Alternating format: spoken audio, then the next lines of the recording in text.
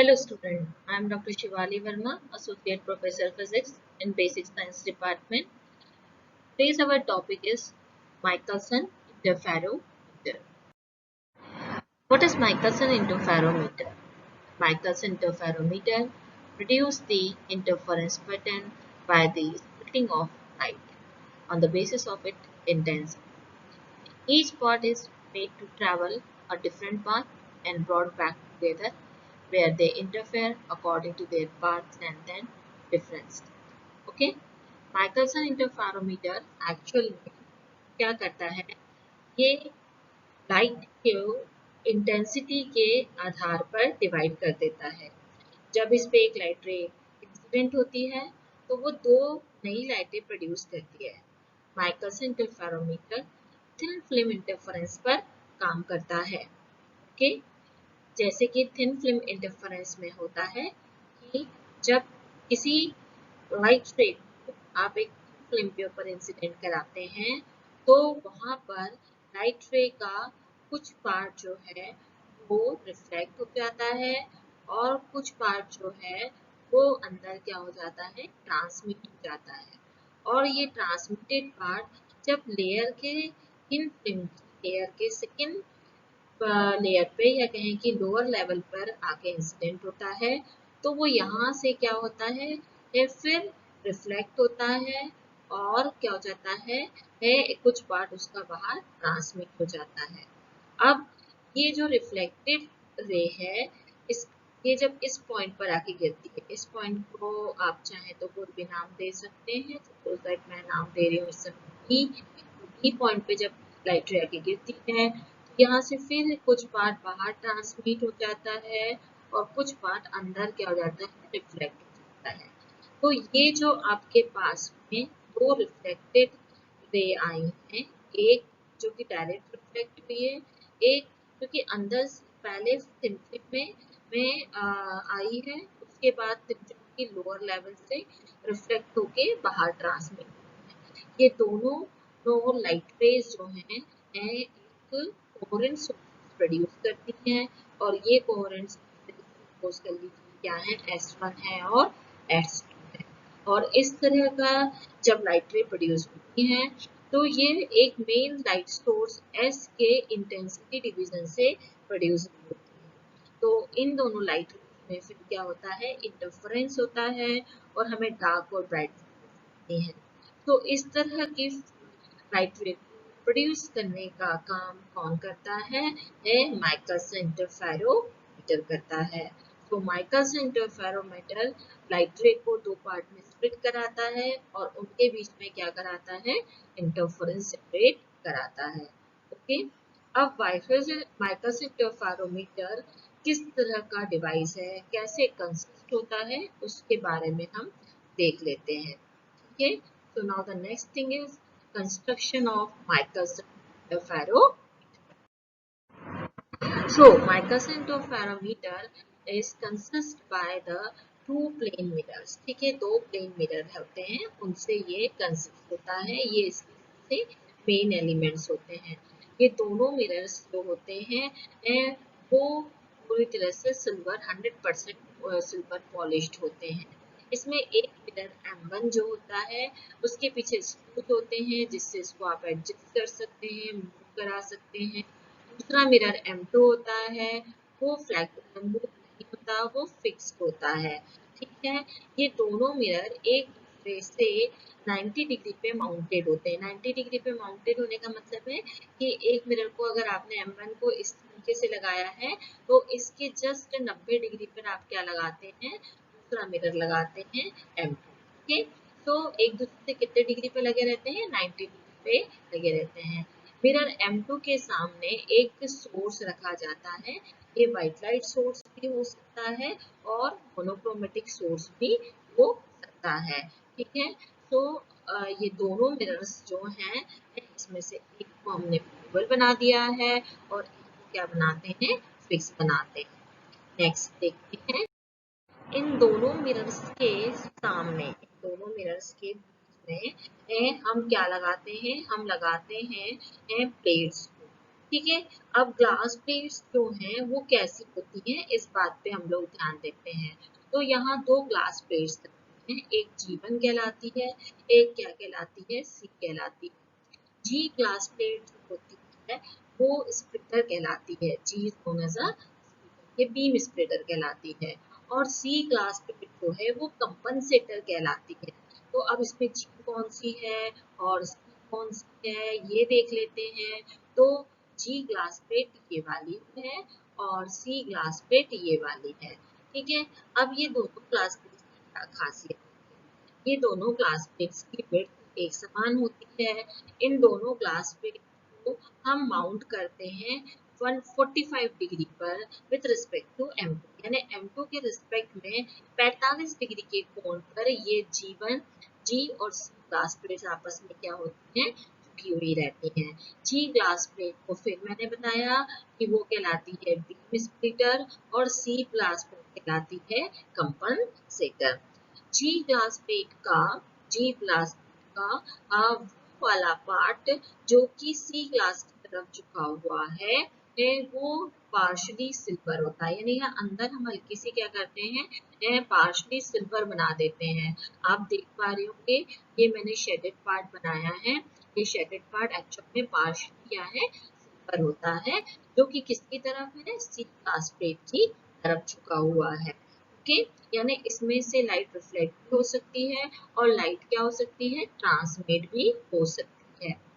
C और G glass plate के just यानी M1 मिरर के जस्ट नीचे की तरफ यहाँ पर हम एक टेलीस्कोप या स्क्रीन लगाते हैं, जहाँ पर हम पैटर्न्स जो इंटरफेरेंस पैटर्न्स बनेंगे उन्हें हम क्या कर सकते हैं, देख सकते हैं। मिरर M1 के पीछे केवल स्क्रू ही नहीं लगे होते, इसके पीछे ये कितना डिस्प्लेस हुआ है, इसको आगे पीछे आप मूव करा सकते हैं, तो इसका डिस्प्लेसमेंट कितना हुआ है इसकी रीडिंग भी आप यहाँ पर पढ़ सकते हैं। इसकी पोजीशन एक स्केल लगा होता है जिसपे इस M1 मिरर की पोजीशन को भी आप क्या कर सकते हैं, पढ़ सकते हैं। तो ये तो हुआ construction of Michelson interferometer. Now हम डिस्कस करेंगे a working of Michelson interferometer. जैसा कि आप यहाँ पर देख रहे हैं, मैंने सारे मिरर M1 बनाया है, M2 बनाया है, दोनों ग्लास प्लेट्स लगाई हैं, टेलीस्कोप लगाया है ना, और सोर्स लगाया है। अब ये कैसे वर्क करता है इसको हम लोग समझते हैं। सबसे पहले सोर्स से एक लाइट रे ट्रैवल करती है और स्प्लिटर पे आके इंसिडेंट होती है। जब वो स्प्लिटर में इंसिडेंट होती है तो क्या होता है, वो लाइट रे अंदर जाती है ग्लास प्लेट के और इस पार्ट पे आके गिरती है जो कि सेमी सिल्वर है। यहाँ से दो कंडीशंस होती हैं।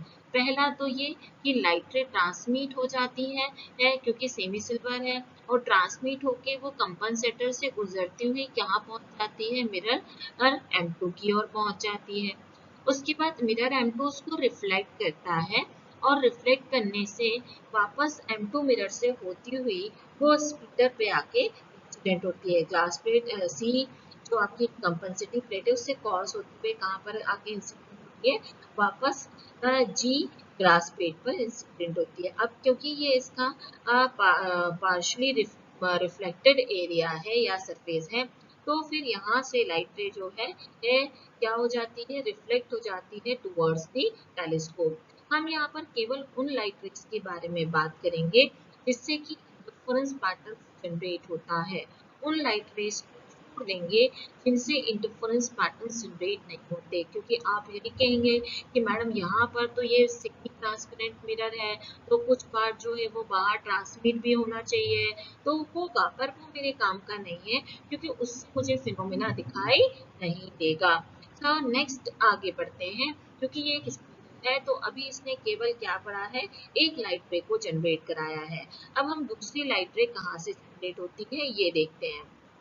तो जब इसी पॉइंट पर ये यहाँ से जहाँ की लाइट रे ट्रांसमिट हुई थी पहली वाली, उसी पॉइंट से कुछ पार्ट क्या होता है, रिफ्लेक्ट भी होता है। क्यों, क्योंकि ये एक सेमी ट्रांसपेरेंट मिरर है और रिफ्लेक्टेड पार्ट कहाँ जाता है, मिरर M1 की ओर जाता है।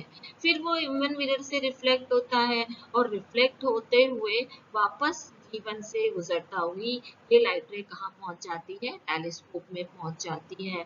तो टेलीस्कोप के अंदर ये दोनों लाइट रे, एक जो कि ट्रांसमिट होकर M2 मिरर की ओर गई और वापस रिफ्लेक्ट होके आई, और दूसरी लाइट रे जो रिफ्लेक्ट होके G1 से M1 की ओर गई और वापस लौट के आई, ये दोनों के बीच क्या होता है, इंटरफेरेंस होता है। अब आप समझ गए होंगे कि G1 को स्प्लिटर क्यों कहा गया है, क्योंकि G1 क्या करता है, सोर्स से आने वाली एक लाइट रे को दो पार्ट में क्या कर रहा है, स्प्लिट कर दे रहा है। ठीक है, तो एक रिफ्लेक्टेड लाइट है रे है, दूसरी क्या है, आपकी ट्रांसमिटेड, जैसा कि हम लोगों ने थिन फिल्म इंटरफेरेंस में देखा। ठीक, अब कंपनसेटर का क्या काम है, तो हम यहाँ देख रहे हैं कि जो हमारी लाइट रे रिफ्लेक्ट, वो जब मिरर M1 से टकरा के रिफ्लेक्ट होके वापस आती है, तो स्प्लिटर से वो दो बार गुजरती है, एक बार यहाँ जबकि वो रिफ्लेक्ट हुई, एक बार जब लौटी जब ट्रांसमिट हुई। अगर यहाँ पर कंपनसेटिंग प्लेट नहीं लगी होती तो जो लाइट रे हमारी ट्रांसमिट हुई थी वो दो बार किसी भी ग्लास प्लेट से गुजरती नहीं। इस कारण से कंपनसेटर का मेन काम होता है कि वो स्प्लिटर ने जितना पाथ रे जनरेट किया है, हम कह सकते हैं रे 1 में ये हम इसको रे 1 नाम दे देते हैं थोड़ी देर के लिए। तो जितना पाथ जनरेट किया है रे 1 में, कितना पाथ, ये 1 टाइम गई है यहाँ से और सेकेंड टाइम गई है, तो इतना ही पाथ हमें किसमें जनरेट कराना है, रे 2 में जनरेट कराना है। तो अगर कंपनसेटर नहीं होगा तो रे 2 में रे 1 के बराबर पाथ जनरेट नहीं होगा। और अधिक पाथ डिफरेंस, जैसे कि हम सब जानते ही हैं कि इंटरफेरेंस पैटर्न बनने के लिए पाथ डिफरेंस का होना बहुत ही जरूरी है।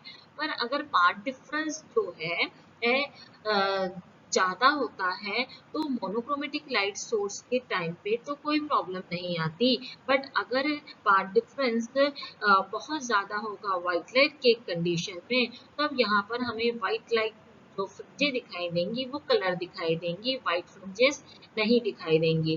व्हाइट लाइट की कंडीशन में ही कंपनसेटिंग प्लेट का बहुत बड़ा रोल होता है, क्योंकि व्हाइट लाइट से जो पाथ डिफरेंस जनरेट होता है वो ज्यादा नहीं होना चाहिए, नहीं तो फ्रिंजें कलर बनती हैं, व्हाइट फ्रिंजें नहीं बनती हैं। सो कंपनसेटिंग प्लेट क्या करती है, पाथ डिफरेंस को कम कर देती है, जिससे कि अगर सोर्स व्हाइट लाइट है तो भी हमें जो टेलीस्कोप में फ्रिंजेस नजर आए वो कैसी नजर आए, व्हाइट एंड ब्लैक नजर आए, ना कि कलरफुल नजर आए। मोनोक्रोमेटिक में कंपनसेटिंग प्लेट की इतनी रिक्वायरमेंट नहीं होती है। तो मुझे लगता है वर्किंग अब आपको बहुत अच्छे से समझ आ गई है। तो एक बार मैं सिंपल तरीके से बताती हूँ। सोर्स से लाइट रे आई, इस पॉइंट पर कुछ लाइट रे ट्रांसमिट हो गई मिरर M2 की तरफ, कुछ पार्ट ट्रांसमिट हो गया मिरर M1 की तरफ। M1 से लौटती हुई लाइट रे कहाँ पहुंची, टेलीस्कोप में। M2 से लौट के लाइट रे कहाँ पहुंची, अगेन टेलीस्कोप में। तो जो M1 से रिफ्लेक्ट हुई है और जो M2 से रिफ्लेक्ट हुई है वो दोनों का इंटरफेरेंस होता है, और हमें टेलीस्कोप में क्या दिखाई देती है, इंटरफेरेंस फ्रिंजेस दिखाई देती हैं जो कि ब्लैक एंड व्हाइट होगी। ओके, अब आगे बढ़ते हैं। हम बात करते हैं about the path difference between this पूरे और इन इन हमारा जो मेन चीज है कि ये हमारा क्या है, ये काम करता है थिन फिल्म इंटरफेरेंस पे। तो थिन फिल्म कहाँ बनी, उस बात पे हम लोग डिस्कस करते हैं। तो अगर हम लोगों बात कर रहे हैं कि थिन फिल्म कहाँ बनी, कैसे बनी, तो इस चीज को हम लोगों कहाँ पर देख पाएंगे, वहां से इस टेलीस्कोप से कोई पर्सन अगर देखेगा तो उसे मिरर M1 दिखाई देगा। पर मिरर M1 में क्योंकि यहाँ से M2 भी आ रही है, तो M2 से जो लाइट रे टकरा के लौटी है या रिफ्लेक्ट होके लौटी है इस पॉइंट में, उसका कुछ पार्ट जो है वो कहाँ जा रहा होगा, कुछ पार्ट जो है वो अंदर भी ट्रांसमिट हो रहा होगा, है ना, और वो मिरर M1 की ओर जा रहा होगा। तो मिरर M1 में हमें क्या दिखाई देगा, मिरर M1 में हमें दिखाई देगी मिरर M2 इमेज। ओके, तो पर मिरर M2 की क्या दिखाई देगी, इमेज। यहाँ पर मैंने देखिए ये डायग्राम से समझाने की कोशिश करी है कि एक पर्सन है, वो जब यहाँ से देखेगा तो उसे केवल M1 नजर नहीं आएगा, M1 के अंदर क्या नजर आएगी, M2 इमेज। क्यों? क्योंकि जब लाइट यहाँ से रिफ्लेक्ट होके इस पर्सन पे आएगी तो ये पर्सन को जो है कुछ पार्ट जो होगा वो लाइट का इधर भी जाएगा, इसलिए M1 में क्या दिखाई देगी, M2 की इमेज दिखाई देगी। और M2 की ये जो इमेज है वो और M1 के बीच में ही क्या होता है थिन फिल्म बनती है। और ये थिन फिल्म पूरी तरीके से कैसी थिन फिल्म होती है, वर्चुअल थिन फिल्म होती है। ठीक है, अब क्योंकि हम लोग जानते हैं कि जब भी हम थिन फिल्म इंटरफेरेंस पढ़ रहे होते हैं तो उसमें पार्ट डिफरेंस कितना आता है, delta is equal to 2t cos theta plus r plus minus lambda by 2। तो अब हम लोग इस पार्ट डिफरेंस को, ये तो जनरलाइज पार्ट डिफरेंस है, इसे हम माइकलसन की कंडीशन में अप्लाई करना चाहेंगे। तो जरा ध्यान से देखते हैं तब क्या होता है। अगर दोनों मिरर M1 और M2 एग्जैक्टली परपेंडिकुलर होते हैं यानी 90 डिग्री पे होते हैं, तो जो इमेज बन रही होती है मिरर M2 की M1 में वो एकदम पैरेलल होती है। पर अगर ये जरा भी डिस्ट्रैक्टिंग हो जाए, ये थोड़ा सा मूव कर जाए या बिल्कुल 90 डिग्री पे नहीं हो, थोड़ा सा झुका हुआ हो, तो उस कंडीशन में क्या होगा, अगर मान लीजिए थोड़ा सा इस तरह से झुक जाए तो उस कंडीशन में ये एग्जैक्ट 90 डिग्री पे नहीं दिखाई देती, तब ये थोड़ी सी क्या होगी, थोड़ी झुक झुक दिखाई देगी, या यहाँ से थोड़ी सी ये आपको इंक्लाइन दिखाई देगी इमेज। ठीक है, जब दोनों 90 हो विद मिरर कंडीशन में क्या करना, अपार्ट डिफरेंस इस तरीके से होना चाहिए, क्योंकि मिरर M1 इस परपेंडिकुलर है मिरर M2 के, उस कंडीशन में मिरर M1 और उसकी मिरर M2 की इमेज, अब इमेज को मैं यहाँ पर डिनोट कर लूँ इससे M2 डैश से, तो M2 डैश जो है क्या होगी, ये M1 is parallel to the M2 dash होगी। ठीक है, और इस कंडीशन में जो एंगल ऑफ इंक्लिनेशन होना चाहिए, यानी जो हमारी वैल्यू ऑफ आर होनी चाहिए, वो पूरी तरीके से क्या हो जाएगी, जीरो हो जाएगी। तो इंक्लिनेशन एंगल हमको पता है कि जब हम ये पार्ट डिफरेंस निकालते हैं तो ये एक्चुअल में वेव शेप फिल्म का होता है, वेव शेप यानी कि इस तरीके से फिल्म जो होती है उसका पार्ट डिफरेंस होता है। तो यहाँ पर जो इंक्लिनेशन है इसको हम किससे रिप्रेजेंट कर रहे हैं, आर से। तो जब पैरेलल फिल्म होगी तो ये इंक्लिनेशन होगा ही नहीं, उस कंडीशन में जो है आर की वैल्यू क्या हो जाएगी, जीरो हो जाएगी। ओके, और थीटा जो है वो क्या हो जाएगा, कांस्टेंट रहेगा। अब थीटा कांस्टेंट कैसे रहेगा, ये अभी थोड़ी देर से मैं समझाती हूँ। ठीक है, अब क्योंकि एयर फिल्म बनती है, यहाँ पर कोई आपने लिक्विड नहीं डाला है, कोई मीडियम एयर फिल्म, देयरफॉर इसकी यहाँ पर की वैल्यू कितनी ले लेंगे हम, 1 ले लेंगे। ओके, अगर हम ये मान रहे हैं कि मिरर M1 का इस स्प्लिटर से डिस्टेंस D1 है और M2 का D2 है, तब और क्या कंडीशन क्रिएट होगी वो भी बढ़ाते हैं। तो पार्ट डिफरेंस कितना निकल के आएगा, पार्ट डिफरेंस में देखिए म्यू की वैल्यू 1 हो चुकी है, कॉस्ट क्या बचा है, आर आपका 0 हो चुका है, तो part difference in the condition of parallel जो निकल के आएगा माइकलसन में, वो निकला है delta is equal to 2t cos theta plus minus lambda by 2। अब यहाँ पर हम लोग इस पार्ट डिफरेंस को थोड़ा सा और थिकनेस के डिफरेंस में भी देख लेते हैं कि ये 2t की वैल्यू कितनी आएगी। ठीक है ना, तो अगर हम 2t की वैल्यू की बात करते हैं तो हम लोग देखते हैं एक लाइट रे, अगर लाइट रे को ट्रैवलिंग कहाँ से कहाँ तक हो रही है, तो लाइट रे देख रहे हैं कि एक लाइट रे जो यहाँ से M2 की तरफ जा रही है उसका डिस्टेंस कितना है D2, और जो लाइट रे M1 की तरफ जा रही है वो कितना डिस्टेंस कवर कर रही है, D1 डिस्टेंस कवर कर रही है। यानी यहाँ जो थिकनेस बनने चाहिए वो थिकनेस जो होना चाहिए वो इन दोनों के मल्टीप्लिकेशन के बराबर होना चाहिए। टोटल जो जो लाइट रे यहाँ वापस लौट के आएंगी वो लाइट रे का टोटल डिस्टेंस कितना निकल के आना चाहिए, है D1 मल्टीप्लाई बाय D2। तो जो थिकनेस आती है, जो थिकनेस यहाँ निकल के आती है थिन फिल्म की, वो कितनी निकल के आती है D1 मल्टीप्लाई बाय D2 निकल के आती है।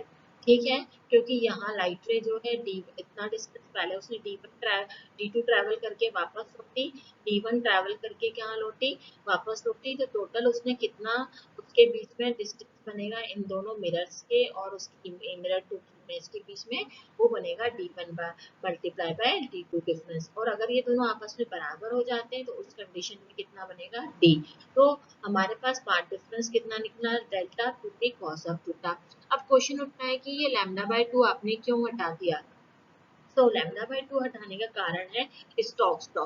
स्टोक्स लॉ की अगर बात करते हैं तो स्टोक्स लॉ बोलता है कि जब कोई भी लाइट रे रेयर मीडियम से डेंसर मीडियम पे आके टकराती है तो रिफ्लेक्ट होते समय उसका एंगल 90 डिग्री से क्या हो जाता है, चेंज। अब आप यहाँ देख रहे हैं कि लाइट रे का जो एंगल है वो इस तरीके से था, पर जब वो रिफ्लेक्ट हुई तो उसका एंगल जो वो क्या हो गया, चेंज हो गया। तो इस तरह का जो फिनोमिना है या ये कहें कि है, इसे स्टोक्स में समझाया था। इसलिए स्टोक्स लॉ के हिसाब से जब भी लाइट रे रेयर मीडियम यानी कि एयर से होती हुई किसी टेंसर मीडियम जैसे वाटर या ग्लास से टकरा के रिफ्लेक्ट होती है तो उसके एंगल में इसके एंगल में कितने का चेंज होता है, 180 डिग्री का चेंज हो जाता है। बट अगर वो डेंसर से टकराती है तब नहीं होता। आप यहाँ देख रहे हो यहाँ पर एंगल जो है वो नीचे की तरफ है, ठीक है। तो अब जब लौटेगी, जब यहाँ से रिफ्लेक्ट होगी तब भी उसका एंगल कहाँ होगा, नीचे की तरफ हुआ है, ऊपर की ओर शिफ्ट नहीं हुआ है। ये प्रोसेस तब कब होगी, जबकि लाइट रे कहाँ से कहाँ ट्रेवल करेगी, ये डेंसर से आएगी, टकरा के कहाँ जाएगी, डेंसर की ओर। तो अब हम लोग ध्यान से यहाँ पर देखते हैं कि ये हमारा कहाँ एप्लीकेबल होता है। तो the first thing is that light ray I और मान लीजिए कि आपका ए पॉइंट है, ए पॉइंट से ये लाइट तो ट्रांसमिट हो गई, ट्रांसमिट हुई, इसमें से गुजरती हुई यहाँ टकराएगी। पर जब वो मिरर M2 से टकराएगी तो मिरर M2 एक डेंसर मीडियम है और वो ट्रैवल किससे कर रही है, एयर से। जब वो लौटेगी तो यहाँ पर कितने का पार्ट डिफरेंस हो चुका होगा, यहाँ पर पार्ट डिफरेंस होगा पाई का। और पाई पार्ट डिफरेंस और फेज डिफरेंस के अंतर के हिसाब से अगर पाई का फेज डिफरेंस होता है तो लैम्डा बाय 2 का क्या हो जाता है, पाथ डिफरेंस हो जाता है। तो यहाँ पर पाथ डिफरेंस कितने का जनरेट हो जाएगा, लैम्डा बाय 2 का। अब लाइट रे इस जगह पे टकरा रही है ना, ये वाले एरिया पे जब टकराएगी तो यहाँ पर भी क्योंकि वो रेयर से ट्रेवल करके आई है और डेंसर से टकराएगी तो अगेन उसके पास में एक्स्ट्रा पाथ जुड़ जाएगा and that is also lambda by 2। ठीक है, तो उसके पास दो लैम्डा बाय 2 हो गए, टोटल उसका यहाँ पर पाथ कितने का हो गया, लैम्डा का वेरी हो गया। कौन सी लाइट रे से भी बात करा है, जो कि ट्रांसमिट। नाउ रिफ्लेक्टेड लाइट रे की बात करें। अगर रिफ्लेक्टेड लाइट रे की बात करते हैं और यहाँ पर हम देखते हैं कि वो डेंसर से ही टकराई है और डेंसर से गई है तो यहाँ पर तो कोई पार्ट डिफरेंस होना नहीं है चेंज। तो यहाँ पर हमने पार्ट डिफरेंस कितना है आ गया हमारा, 0 आ गया, ठीक है। बट जब यहाँ से टकरा जाएगी तो पार्ट डिफरेंस कितने का आ जाएगा, लैम्डा बाय 2 का पार्ट डिफरेंस यहाँ पर आ जाएगा। ओके, तो जब यहाँ लैम्डा बाय 2 टकरा के आई तो यहाँ लैम्डा बाय 2, अब लैम्डा बाय 2 से जब वो यहाँ अंदर तो ट्रांसमिट हो गई, रिफ्लेक्ट तो हुई नहीं। तो उस कंडीशन में टोटल पार्ट डिफरेंस कितना आया, एक बार यहाँ टकराई तो आया लैम्डा बाय 2, एक बार उसने यहाँ से रिफ्लेक्शन हुआ तो लैम्डा बाय 2, एक बार यहाँ से रिफ्लेक्शन हुआ तो लैम्डा बाय 2। ये टोटल पार्ट डिफरेंस आएगा लैम्डा बाय 2 का। ओके, अब ये तो तब की कंडीशन आई है जबकि आपने ये मान के चल लिया है कि ये ग्लास डेंसर है और इसके अंदर जो आपने कोटिंग करी है वो भी क्या है, डेंसर है। पर ऐसा हमेशा नहीं होता, ग्लास जो है वो रेयर मीडियम है और कोटिंग करने से क्या हो जाती है, डेंसर। तो जब इस पॉइंट पर यहाँ पर मैंने जैसे कि लिखा है, ये पॉइंट में 1 मिनट के लिए बोलूँ ए पॉइंट से जब लाइट रे टकराती है तो यहाँ भी उसके पास कितने का पार्ट डिफरेंस आता है, लैम्डा बाय 2 का पार्ट डिफरेंस आता है। तो लैम्डा बाय 2 पहली वाली चीज रिफ्लेक्टेड लाइट के पास लैम्डा बाय 2 यानी 2 लैम्डा बाय 2 हो जाएगा। ट्रांसमिटेड लाइट के पास भी lambda by 2 by lambda by 2 रहेगा, 2 लैम्डा बाय 2 रहेगा। ये टोटल पार्ट डिफरेंस कितने का हो जाएगा उस कंडीशन में, 4 लैम्डा बाय 2 का। इसको अगर हम कैंसिल आउट भी कर दे तो वो पार्ट डिफरेंस कितना हो जाएगा, 2 लैम्डा बाय 2 का। तो इसको हम क्या कर सकते हैं, अवॉइड कर सकते हैं क्योंकि ये इंटीजर फॉर्म में नहीं है, होल नंबर के फॉर्म में। इसको हम क्या कर सकते हैं, अवॉइड कर सकते हैं, नहीं लिख सकते। तो हम ये कह सकते हैं कि जो पार्ट डिफरेंस आता है थिन फिल्म इंटरफेरेंस के कंडीशन में इन माइका से इंटरफेरोमीटर जब दोनों मिरर एक दूसरे के परपेंडिकुलर हैं तो वो कितना आएगा, 2D cos of theta when D1 is equal to D2।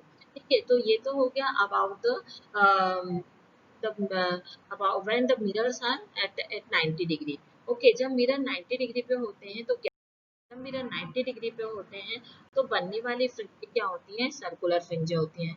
Why this fringes are the circular fringes, ठीक है, ये सर्कुलर होती हैं बिकॉज ऑफ दिस रीजन। जब आप कोई भी पर्सन है जो कि फ्रिंज को, मान लीजिए ये आपको मैंने जैसे कि डायग्राम बनाया है, देख रहा है, ये पर्सन यहाँ से इस लेंस के थ्रू लाइट को देख रहा है, तो जब ये लाइट को देख रहा है तो उसके कांस्टेंट, एक जो सेंटर वाली लाइट जा रही है वो तो कांस्टेंट जगह पे जा रही है, तो वहां पर तो उसको या तो मैक्सिमा दिखेगा या मिनिमा दिखेगा, वहां से आने वाली लाइट रे का। अगर इंटरफेरेंस कंस्ट्रक्टिव है तो बीच वाला पॉइंट या तो ब्राइटेस्ट दिखेगा और डिस्ट्रक्टिव है तो ब्लैक दिखाई देगा।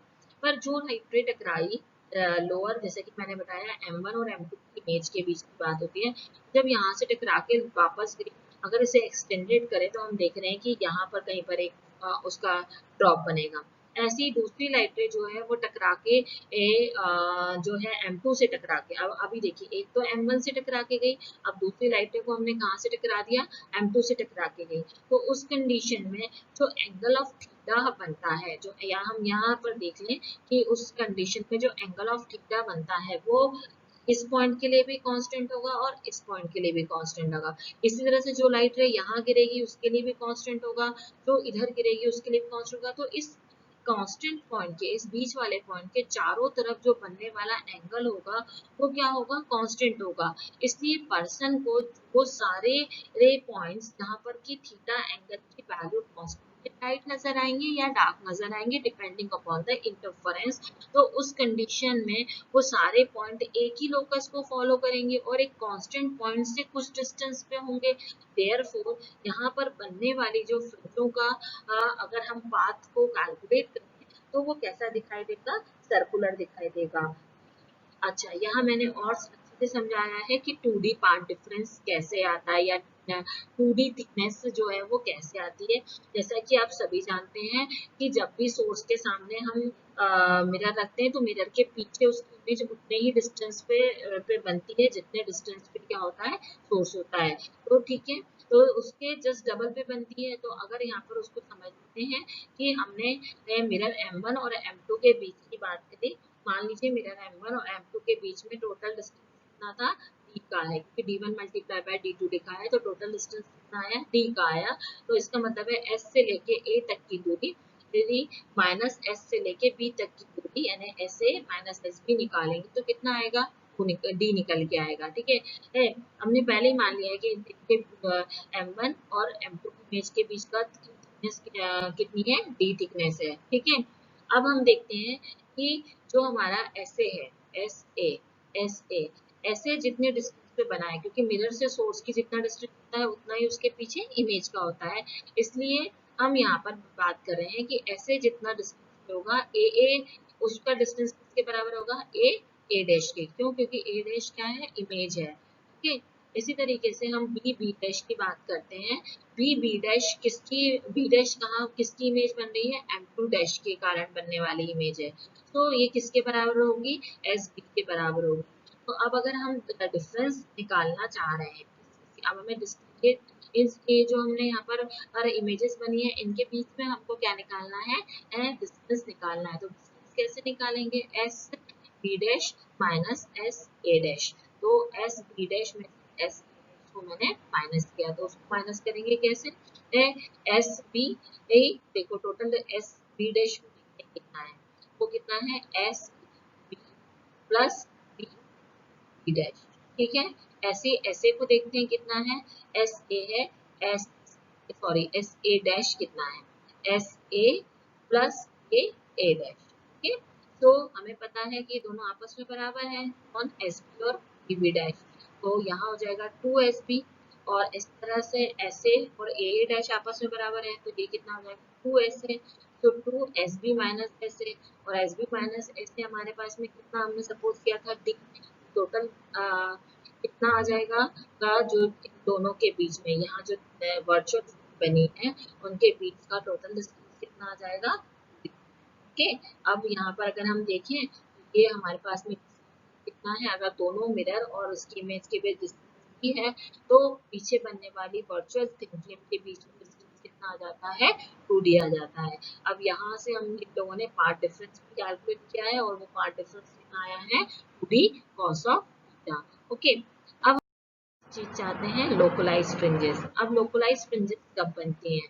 लोकलाइज फ्रिंजेस तब बनेगी जबकि M1 और M2 दोनों आपस में 90 डिग्री पे नहीं होंगे। जब वो कुछ एंगल पे क्या होंगे, इंक्लाइंड होंगे। तो जब वो इंक्लाइंड होते हैं तो वहां पर दो तरह की फ्रिंजेस बनती हैं, या तो वो कॉन्वेक्स यानी पैराबोलिक फ्रिंजेस होती हैं या स्ट्रेट लाइन फ्रिंजेस होती हैं।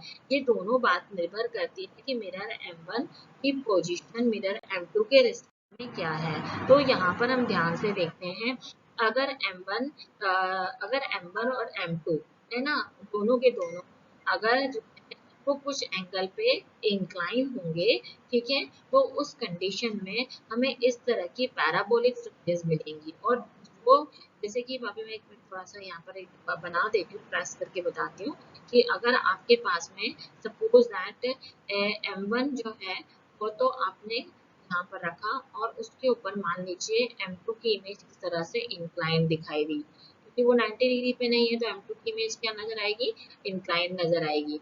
तो इस तरह से अगर थिन फिल्म कंसिस्ट होती है तो इस तरह से पैराबोलिक और इन पैराबोलिक फ्रिंजेस का जो कॉन्वेक्स एरिया है वो हमेशा टुवर्ड्स क्या होता है, इंक्लिनेशन। तो ये इंक्लिनेशन से पैराबोलिक फ्रिंजेस दिखाई देंगी इस टाइप की। और अगर आपके पास में नेक्स्ट या जैसे कि मेरा सेकेंड इमेज जो मेरी है उसमें अगर देखें तो यहाँ पर इंक्लिनेशन क्या होगा, उल्टा हो जाएगा, यानी M1 सॉरी, अगर ये इस तरह से इंक्लाइन हो जाएगा, ठीक है, यानी आपकी जो है M1 ये रखा हुआ है और इसके नीचे से क्या इंक्लाइन कर रही है, इसके नीचे इंक्लाइन हो रही है M2 की इमेज। अगर दोनों इमेजेस अगर M1 को तो M2 की जो इमेज हमने बनाई है वो एकदम क्रॉस काटे, क्रॉस में काटे, तो जो बनने वाली फ्रिंजेस होंगी वो कैसी नजर आएंगी, लीनियर फ्रिंजेस नजर आएंगी। तो 90 डिग्री पे होने पे सर्कुलर नजर आती है, एक दूसरे को क्रॉस करती हैं तो लीनियर नजर आती है, एक दूसरे पे इंक्लाइन होती हैं तो पैराबोलिक फ्रिंजेस नजर आती है। ठीक है, ये सब क्या होती है, लोकलाइज फ्रिंजेस। अब इसमें व्हाइट फ्रिंजेस भी बनती है। व्हाइट फ्रिंजेस कब बनाई देती है, जबकि हम लोग क्या लेते हैं, व्हाइट सोर्स लेते हैं, लिखा हुआ ना, with the white light the fringes are observe only when the path difference is very small. इसलिए मैंने कंपनसेटर प्लेट लगाने की बात करी है। The different colour overlap on one another and only the first colour fringes are visualised. पहले की कुछ फ्रिंजेस विजुअलाइज कलर होती है, बाकी दिखाई देती है, डार्क फ्रिंजेस नजर आती है। Today's topic, my cousin, is finished now. And this much written work is sufficient for the exam. And as per the demand of the student, I have explained each and everything in a bilingual language. Okay, thank you, students.